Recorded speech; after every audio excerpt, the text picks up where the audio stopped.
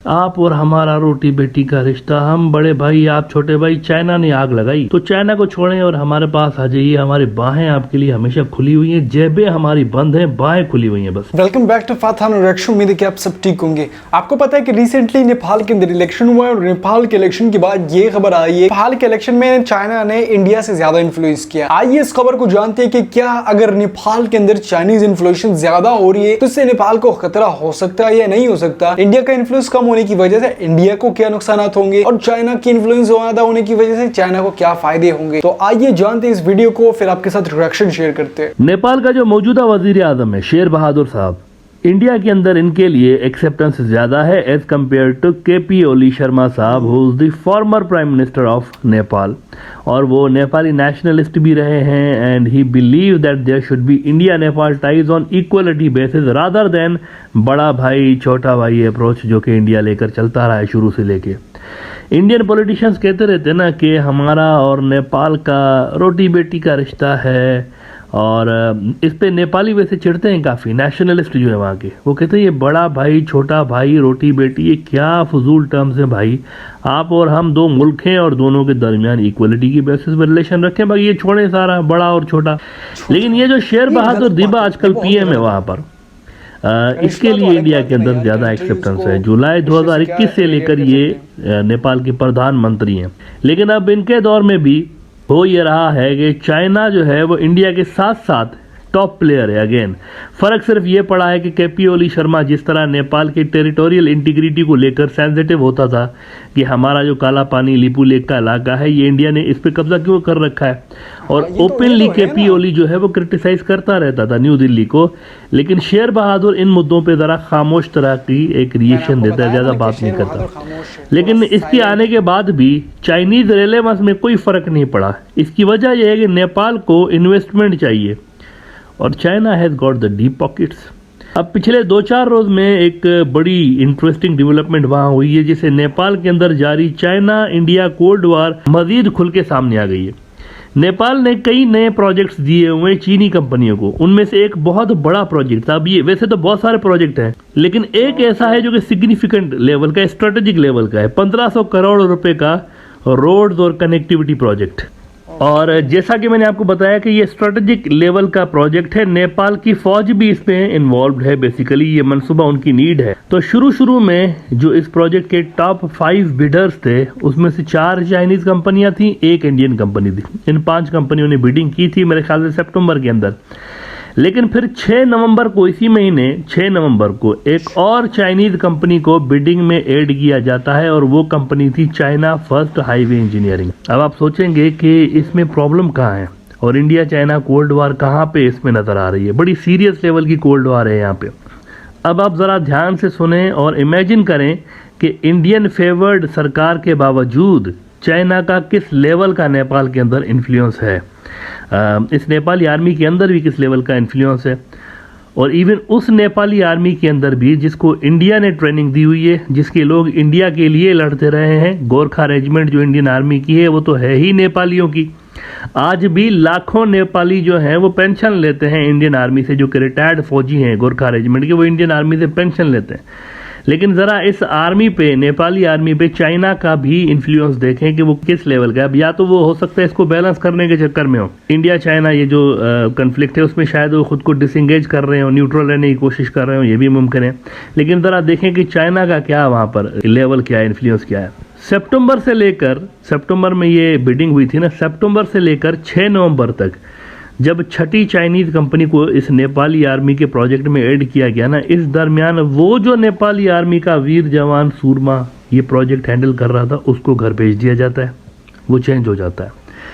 अच्छा जी, चेंज हो गया और उसके बाद फिर 6 नवंबर को नई चाइनीज कंपनी ऐड होती है बिडिंग में। 6 को जैसे ही नई कंपनी ऐड होती है, 7 को अगले ही रोज़ इस कॉन्ट्रैक्ट का विनर अनाउंस किया जाता है और वो जो कंपनी ऐड की गई थी उसी को ये कॉन्ट्रैक्ट जाता है, क्योंकि वो लोएस्ट बिडर थी, उसको मिल जाता है। और इंडियंस जो है वो एक दूसरे का मुंह तकते रह जाते हैं कि ये क्या गेम हो गया है हमारे साथ भाई। अचानक से एक कंपनी ऐड हो जाती है और फिर वो कॉन्ट्रैक्ट ले लेती है दूसरे दिन। तो गोरखा रेजिमेंट के जो रिटायर्ड और अदर सर्विस फौजियों को भी इसमें इन्वॉल्व किया गया था वैसे इंडिया की जानिब से, नेपाल आर्मी पर असर डालने के लिए कि ये प्रोजेक्ट जो है बस इंडिया को मिलना चाहिए। लेकिन उल्टी पड़ गई सब तदबीरें, कुछ न दवा ने काम किया। ये लेवल है चाइनीज इन्फ्लुएंस का। अच्छा, किसी को भी मिलता कॉन्ट्रैक्ट, इससे हटके कि ये चाइना को मिला है, किसी को भी मिलता। आप ज़रा एक बात नोट करें, 6 चीनी कंपनी है, 6, एक इंडियन कंपनी बिडिंग के अंदर। इससे भी आपको चाइनीज़ कैपेबिलिटीज़ का अंदाज़ा होता है कि वहाँ चाइना में किस लेवल का कंपटीशन है। पूरे रीजन में जहाँ भी कोई बड़ा प्रोजेक्ट होगा ना, तो वहाँ पर आपको यही पैटर्न नज़र आएगा हर जगह। ये जो अभी हाल ही में बांग्लादेश के अंदर एक ब्रिज बनी है, शेख हसीना ने जिसका इफ्तिताह किया है कुछ हफ्ते पहले, आपको क्या लगता है ये चाइना को क्यों गया ठेका, इंडिया को क्यों नहीं किया? क्योंकि इंडिया के पास वो टेक्नोलॉजी नहीं है इस तरह दरिया के अंदर ब्रिजेस बनाने की, इस लेवल की इनके पास है, चाइनीज़ के पास। तो रीजन में आपको यही पैटर्न नजर आता है हर जगह। ज़्यादातर आपको चीनी कंपनियां ही रीजन के अंदर बड़े प्रोजेक्ट्स में बिडिंग करती हुई नजर आती हैं, क्योंकि इनके पास टेक्नोलॉजी है चाइनीज़ के पास, और ज़बरदस्त लेवल की टेक्नोलॉजी है जो कि इंडिया के पास नहीं है। मसला इंडिया का ये है, जब तक इंडिया टेक्नोलॉजी में खुद को आगे नहीं करेगा, चाइना के साथ वो कम्पीट नहीं कर सकता। खैर जनाब, गेम अभी ख़त्म नहीं हुआ, पिक्चर अभी बाकी है। ये प्रोजेक्ट चाइना को दे दिया क्या ना, इससे आगे की कहानी है अभी। जो ही ये प्रोजेक्ट चाइना को जाता है तो इंडिया नेपाल की सुप्रीम कोर्ट में चला गया कि माय लॉर्ड, घोर अनर्थ हो गया हमारे साथ। सर ये सरासर अन्याय है सर, इसको रोकें सर। और इंडियन फर्म कहती है कि ऐसे कैसे ई प्रोजेक्ट हुआ चाइना को दे दिया सर, हमारा बिडिंग हुआ, जीत रहा था 5 नवंबर को भी, फिर 7 को कैसे इनको दे दिया चाइनीज़ को। इंडिया की जो कंपनी थी एफकॉन इंफ्रास्ट्रक्चर लिमिटेड, ये चले गए सुप्रीम कोर्ट। अब वहाँ क्या हुआ है इस पर बात करता हूँ, लेकिन यहाँ ये बात तो साबित हो गई ना कि नेपाली फ़ौज का जो कॉन्ट्रैक्ट था वो इंडिया नहीं ले सका, चाइना ले गया है। और वो भी इस तरह से ले गया है, देखिए आर्मी ऑफिसर चेंज हो गया, जो प्रोजेक्ट को हैंडल कर रहा था वो चेंज हो गया, एक रोज पहले कंपनी ऐड होती है, फिर मतलब बिडिंग होती है। देखिए किस तरीके से वो लेकर गए। इससे नजर ये आ रहा है कि Chinese have more influence on Nepalese army as compare to India. देखे ना, ये सारा कुछ ऐसे ही तो नहीं होता। और क्या इंडिया ने रोकने की कोशिश नहीं की होगी, लेकिन चली नहीं इंडिया की, वहाँ साफ नजर आ रहा है। और अगर इतना ज्यादा असर है चाइना का नेपाल की फौज के ऊपर, तो गुरखा रेजिमेंट, ये जो नेपाली हिस्सा है इंडियन फौज का, उनकी हमदर्दियां फिर अपनी फौज के साथ होंगी जिसके ऊपर चाइना का असर है, या फिर वो इंडिया के साथ हमदर्दियां रखेंगे। व्हाट इफ गोरखे लाल झंडी दिखा दें ड्यूरिंग इंडिया चाइना वॉर कि नेपाली क्यों लड़े इंडिया के लिए? व्हाट इफ ये हो जाए, एक सोचने की बात है। क्योंकि देखें गोरखे जो हैं जुड़े हुए तो हैं ना अपनी आर्मी से वहाँ पर भी। नेपाल के लिए भी ऐसा थोड़ी हो सकता है कि कभी भी मिसाल के तौर पर नेपाल के अंदर कोई भी हमला करता है दूसरा मुल्क, तो गोरखे थोड़ी बैठेंगे चुप करके, गोरखे लड़ेंगे। इंडिया की फ़ौज के अंदर जो नेपाली हैं वो भी लड़ेंगे नेपाल के लिए, एक मुल्क की बात है ना अपनी। तो यहाँ पर भी अगर नेपाल की फ़ौज इस हक में ना हो कि चाइना से कन्फ्रंट करना है, तो फिर गोरखों के ऊपर उसका क्या असर पड़ेगा? This is an important question. बहरहाल अब मामला है सुप्रीम कोर्ट में, लेकिन अगर सुप्रीम कोर्ट फ़र्ज़ करें कि इंडियन फर्म को ये कॉन्ट्रैक्ट दिलाता है, ये कह करके हमारे मित्र देश भारत की कंपनी के साथ अन्याय हुआ है, इसका प्रायश्चित अवश्य होना चाहिए मित्रों, तो इस फैसले को नेपाली अवाम कैसे देखेंगे?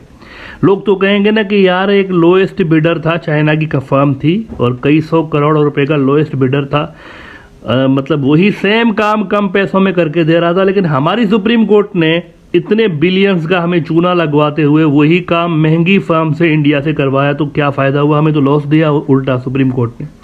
तो सुप्रीम कोर्ट की क्या पोजीशन रह जाएगी अगर वो लोएस्ट बिडर को इग्नोर करके उसको दे देता है दूसरे बिडर को? और इधर से बाकी इदारे भी तो कहेंगे कि जज साहब आप एक काम करिए, आप पधारिए, हमारी पोस्टों पे आके बैठ जाइए और इकोनॉमिक और स्ट्रेटेजिक मामला जो है आप देखिए, हम घर जा रहे हैं। वो कहेंगे ना जज साहब को कि आप तो भाई टांग अड़ा रहे हैं बीच में हमारे मामला में, अगर आपने एडमिनिस्ट्रेशन भी चलानी है तो हम घर बैठ जाते हैं। वो तो सवाल तो उठेंगे। आसान होगा नहीं कोर्ट के लिए फैसला देना इंडिया के हक में, लेकिन वो कर भी सकते हैं, क्योंकि सूत्रों के अनुसार न्यू दिल्ली के साउथ ब्लॉक से फ़ोन पे फ़ोन घुमाया जा रहा है। आप और हमारा रोटी बेटी का रिश्ता, हम बड़े भाई आप छोटे भाई, चाइना ने आग लगाई तो चाइना को छोड़ें और हमारे पास आ जाइए, हमारी बाहें आपके लिए हमेशा खुली हुई हैं, जेबें हमारी बंद हैं, बाहें खुली हुई हैं। बस नतीजा जो भी हो इसका, लेकिन चाइना ने अपना इन्फ्लुएंस बहरहाल भरपूर तरीके से जाहिर किया है नेपाल के अंदर, डिस्पाइट द फैक्ट के वहाँ पर केपी ओली शर्मा नहीं है। इंडिया का मंजूर नज़र शेर बहादुर बाबू प्रधानमंत्री बना हुआ है, लेकिन उसके बावजूद आप देखें इंडिया को स्ट्रेटेजिक लेवल के प्रोजेक्ट्स लेने में भी कितनी ज़्यादा दिक्कत का सामना करना पड़ रहा है। तो उम्मीद है कि आप लोगों ने वीडियो देखी, आपको पता चल गया कि शेर बहादुर देवबा वो काफी साइलेंट है इस मामले में जो नेपाल और इंडिया के बीच में जो काला पानी लेपू लेक वाला था। अगर इस रोड मैप की बात करें तो उस पर हमने पहले भी डिस्कशन की थी कि यार नेपाल आर्मी से एक ऑफिसर को निकाल दिया है इंडिया ने इस बहाने पे कि यार ये सही तरीके से काम नहीं कर रहा। वही प्रोजेक्ट चाइनीज कंपनी को मिला है, लोवेस्ट बिडर है, और अभी वो सुप्रीम कोर्ट में मसला गया हुआ है। जो प्रॉब्लम है, इंडियन कंपनी ने ये क्लेम किया कि यार हमें प्रोजेक्ट मिलना था, इन्होंने चाइना को क्यों दिया, इन नेपाली आर्मी ने। तो नेपाली आर्मी सबक सिखा रही है इंडियन आर्मी को और इंडिया की गवर्नमेंट को। ये काफ़ी बड़ा इंपॉर्टेंट सवाल साबित हो रहा है, क्योंकि देखो अगर एक काम 100 करोड़ में हो रहा है तो आप उसके लिए 150 करोड़ क्यों दोगे। नेपाल का जो सुप्रीम कोर्ट है वो भी तो यही बोलेगा कि यार काम तो एक ही है, आप 150 करोड़ ले रहे हो, वो 100 करोड़ में करके दे रहे, तो हम पागल थोड़ी है कि हम अपने लोगों को चूना लगवा रहे। और अगर ये फैसला कर लिया नेपाल की जो सुप्रीम कोर्ट है कि उसने 100 करोड़ की जगह 150 करोड़ वाली प्रोजेक्ट हासिल कर ली, तो नेपाल की आवाम का भरोसा, अपनी जो नेपाल के जो लोग हैं, जो जनता है, उनका अपना भरोसा अपनी सुप्रीम कोर्ट से हट जाएगा। क्योंकि जाहिर सी बात है, आपको एक चीज़ सस्ते में करके दे रहे और दूसरा आपको महंगे में करके दे रहे, महंगाई में ज़्यादा पैसा ले रहे, तो आपसे और चीज़ एक ही जैसे होनी है तो फायदा नहीं है। उम्मीद है आपने आज की वीडियो देखी, अगर अच्छी लगी तो लाइक शेयर और सब्सक्राइब कर सकते हैं आप लोग।